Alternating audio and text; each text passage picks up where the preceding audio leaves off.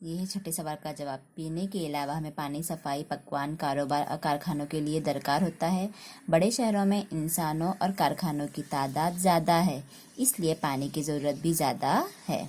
अब सवाल नंबर 7 है, जंगल में पाई जाने वाली नबातात को पानी किस तरह हासिल होता है।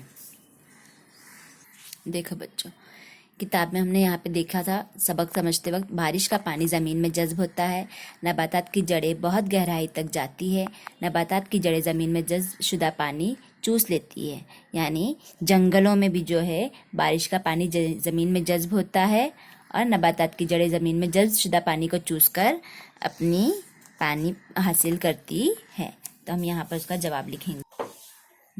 जंगल में पाए जाने वाले नबातात जमीन में जज्ब शुदा पानी जड़ों से चूस कर पानी हासिल करते हैं। ये आपका है 7वें सवाल का जवाब। ये 7 सवाल के जवाब आपको कॉपी में लिखना है और मुझे उसके फोटोज निकाल कर भेजना है।